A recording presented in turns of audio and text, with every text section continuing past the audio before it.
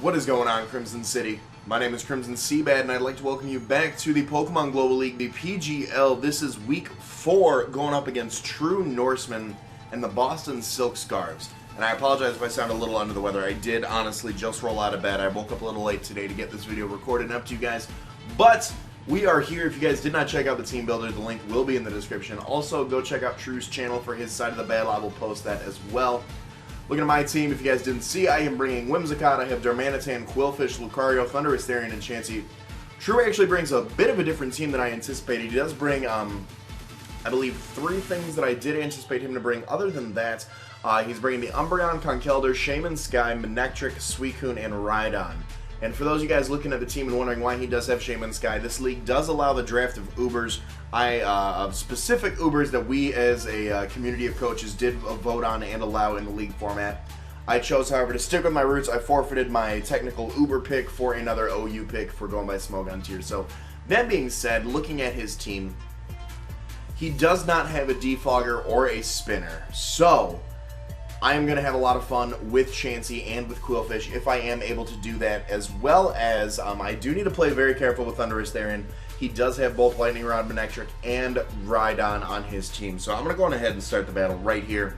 Looking at his team, I did not see any reason to not just lead off with Whimsicott. The worst he could do is Flamethrower with Manectric or Air Slash with Shaman.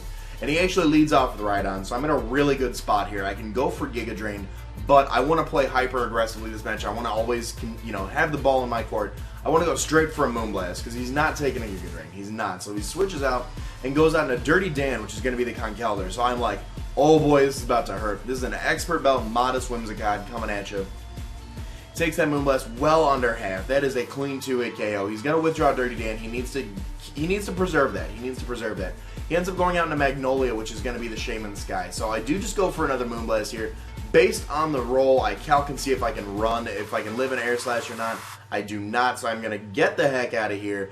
I do not see any leftovers. We're hoping to see some sort of Life Orb recoil here, but I go out into Charge. This is my direct answer to this thing. I can take an HP Rock, HP Ice. I can take an Air Slash, a Seed Flare, whatever it be. He is going to go for the Air Slash that does very negligible damage, so I do stay in. And he goes out into Manny, which is going to be the Umbreon here.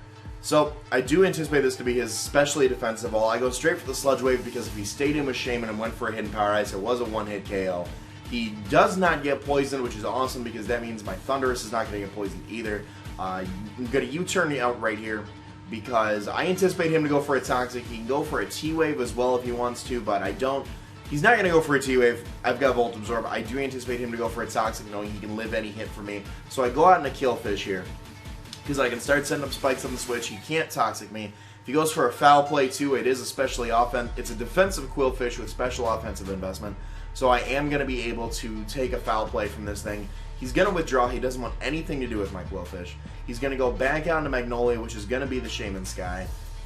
Great plan on his part. I am going to be able to set up my first layer of spikes. And like I said, with no Defogger on his team, these are definitely going to start wearing down on his team as much as if I can keep the offense on, keep him switching, the layer of spikes will definitely start to work in my favor. So I go out into Chansey here.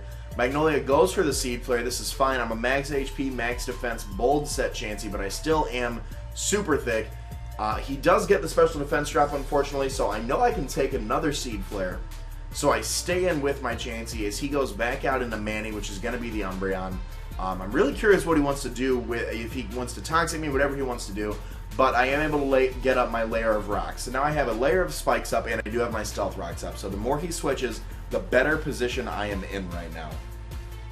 Leftovers recovery on the Umbreon does happen, and I'm going to withdraw because I don't know what he wants to do. And it is a pretty clean switch in back into my Quillfish here. If he decides to Toxic, if he decides to Foul Play, whatever he wants to do, it's a response, really. He can't really touch my Quillfish with Umbreon. He does set up the Wish here, so not making great. He wants to Wish pass to the Conkeldurr. And as I said in the Team Builder, as I should have said in the Team Preview, Conkeldurr is a huge threat. It's base 105 HP, base 140 attack. You can't do much to it. So he does actually successfully Wish pass into the Conkeldurr. I have to be very careful because I do carry Scald and Sludge Wave on the Quillfish.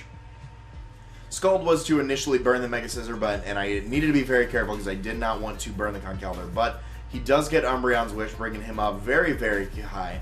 I'm going to go for the spikes here. I resist the fighting stab, so I am going to be able to live another Drain Punch. He actually goes for the knockoff, and he does get the crit, unfortunately, getting rid of my Black Sludge. So a little bit of hacks playing in here, but I don't want to burn him. I don't want to poison him, so I'm going to keep going for spikes just to see what he wants to do. Goes for the Drain Punch here.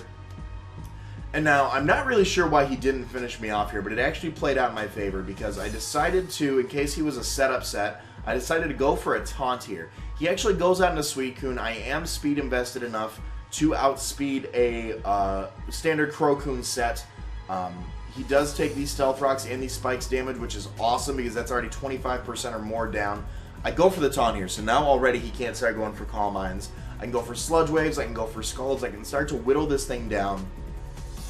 I can stay in if I need to, I can switch. I am going to switch because I'm like, alright, well, he didn't kill my Killfish, and that is definitely a response that I have to Conkeldurr to get the Intimidate drop, so I switch out into Whimsicott here. Because I know I can take a Scald. Honestly, I am anticipating a standard set with Scald, Calm Mind, Ice Beam, and Rest. So I do switch predicting the Scald here. I am going to be able to go for a Leech Seed. Unfortunately, I do miss as he goes for the Ice Beam. That is huge. The lack of recovery I'm going to get from that from the Leech Seed miss is phenomenal, actually. So I can stay and I can go for a Giga Drain, and unless he gets a critical hit, I am going to be able to wear down this Suicune here. So I go for the Giga Drain. An Ice Beam from a standard Crocoon set is only going to do about 60% on a high roll. I actually get up to 65% right here. He goes for the Ice Beam, and wouldn't you know it, ladies and gentlemen, Suicune gets the critical hit Ice Beam on the Whimsicott, which is super unfortunate, but it is what it is. Whimsicott is going down, and now a few of my answers to this thing are gone.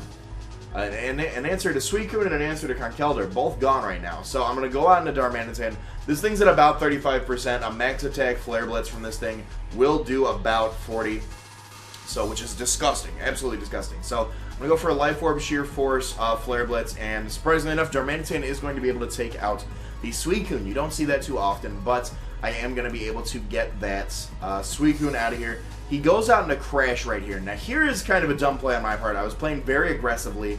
I thought he would predict me to switch out and go for his own rocks. So I decided to stay in and go for the Earthquake, because after rocks and spikes, I can 2-hit KO with Earthquake. So he actually makes the safest play on his part. He doesn't take advantage of going for Stealth Rocks. He actually goes for the Rock Slide. Super unfortunate, because like I said, I was playing way too aggressively right here. Way too aggressively. But he does make the correct play and go for the Rock Slide, knocking out my Darmanitan, which is awful, because now a huge wall breaker on my team is gone. I can easily, though, come in and Revenge Kill with Lucario. And right now, with spikes, with rocks, with a pre-existing damage, I'm thinking it is time for the Lucario sweep. I don't want to take a Mach Punch from Conkeldurr, especially after close combats, but I'm like, it is time for the Lucario sweep. So he sends in Manectric. I haven't revealed that I'm Scarfed yet, so I can definitely just go for a close combat. Knock this bad boy out. Lucario going to pick up 2 kills this week, but he brought Scarf Lucario. Or I'm sorry, he brought Scarf Manectric against my Scarf Lucario, and I don't know why he brought Scarf Manectric, but I told him after the game, I was like, whoa. I was like, maybe I did not speed EV properly with my Scarf, but he told me afterwards he did confirm he is Scarf Manectric right here going for the Overheat, so -2 Overheat coming at a specially defensive invested AB Thundurus there, and I am going to be able to eat that up. Eat that up, eat that up, eat that up. So I'm going to go for Sludge Wave here, and I am going to be able to take out the Manectric, which is really good to know. Because that thing, I didn't anticipate him to have a Scarf user, really. That thing's got a base 105 speed. I did not think he would Scarf that. So he actually does go out into the Umbreon here. Thundurus has, I believe, 2 kills so far. 1 kill, 2 kills. But he does set up the Wish here. I am just going to go straight for the Thunderbolt on a high roll. I can kill the Umbreon, and I do get it. Thundurus taking out both the Umbreon and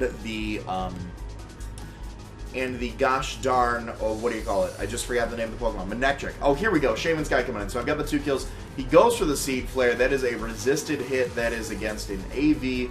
Like I said, kind of a bulkier Thundurus there, and I am going to be able to eat that up. He does get the special defense drop, which is unfortunate, but I can just show off the fact that I am carrying Incinerate.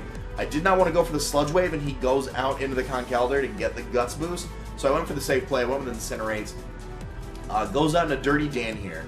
Now, I need to play very carefully with this thing, because this thing still can kill me. If he's an AV set, he can still destroy my team. So I do have a very safe answer for this. I'm going to go out into my Quillfish here. I keep saying Killfish.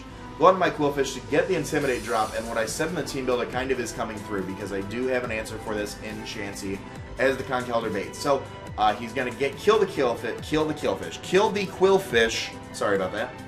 And at -1, I am going to be able to take a Drain Punch. I do anticipate that he is kind of getting desperate to stay in this game right now, so I think he's going to go for the Drain Punch. I just go for the safe play. I go for the counter. He does a lot of damage to me, a lot of damage. Bring him back up to full health.